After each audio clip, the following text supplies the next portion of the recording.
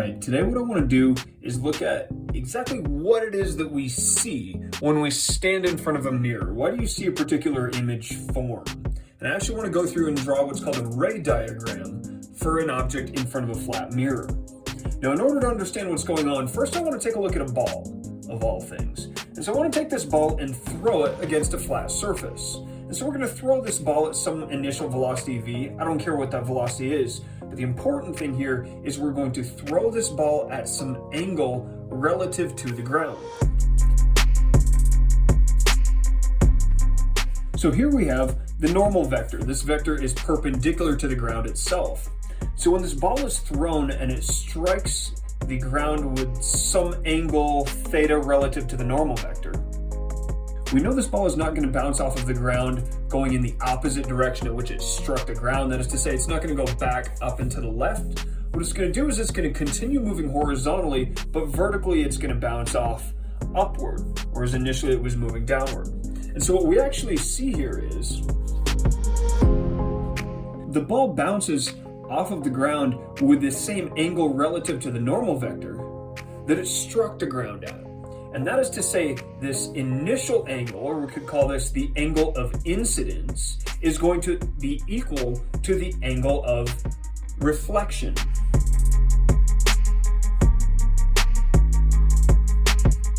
Now, the reason this is important when we're talking about light is because when light strikes a surface and bounces off that surface, it does so in the exact same manner.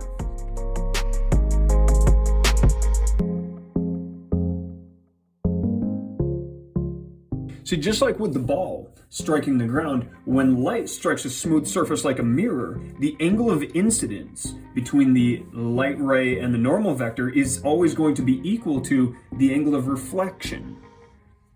So let's take a look at the situation of a person standing in front of a mirror to find out exactly why it is you see yourself in the mirror the way you do.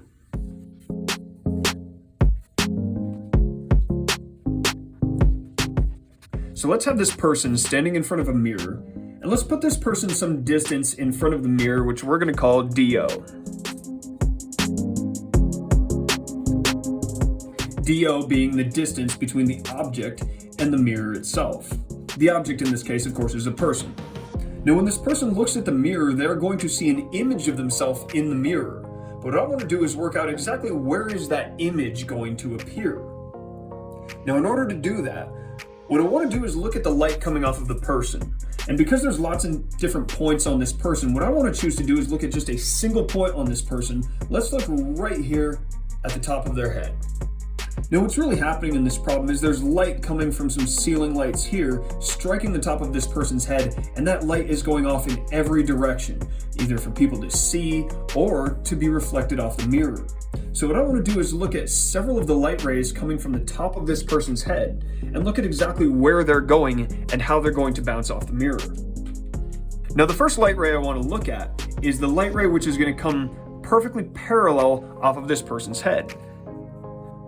That light ray is going to strike the mirror, turn around, and bounce right back in the opposite direction. Next, I want to take a look at a light ray which is moving off the top of this person's head down at some angle.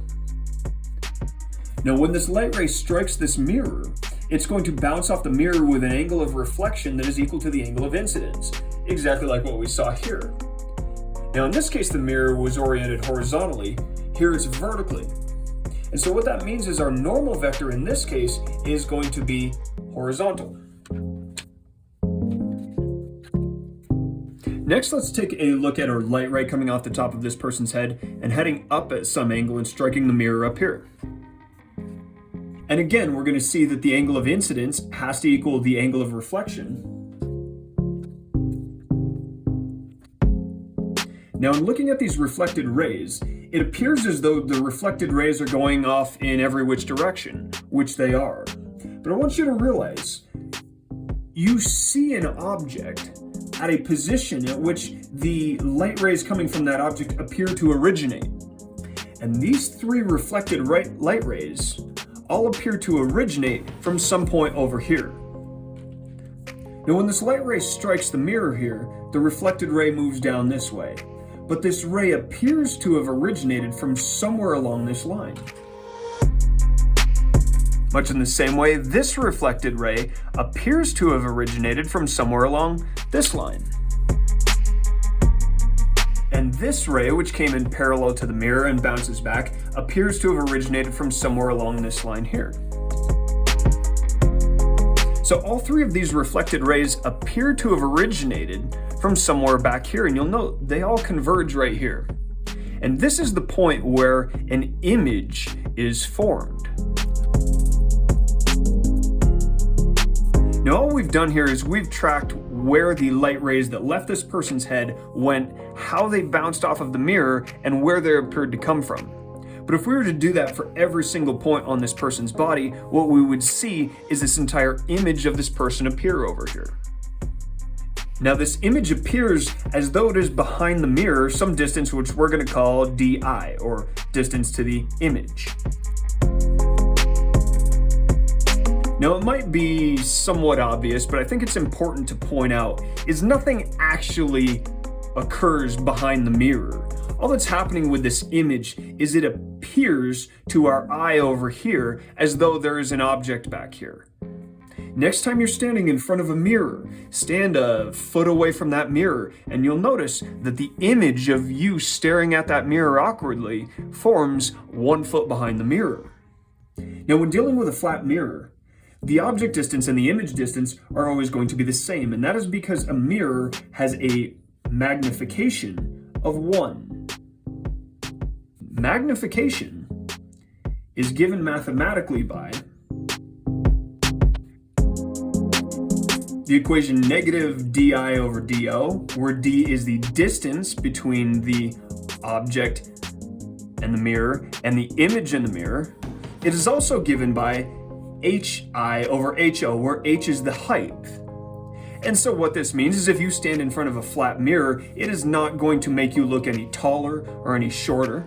And you're always going to see that image form some distance behind the mirror that is equal to the distance between you and the mirror itself. So what we've done in this problem is we've taken a look at how the angle of incidence relates to the angle of reflection, and we've used that to draw what's called a ray diagram for the light rays coming off the top of this person's head when they strike a flat plane mirror.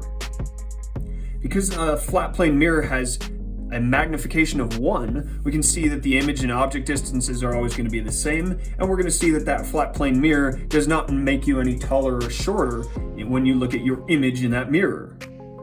Now, if we were to curve this mirror so that it is either convex or concave, that would change the magnification, and that would change how our ray diagrams work a little bit. We'll talk more about that later. So on that note, that's all for now.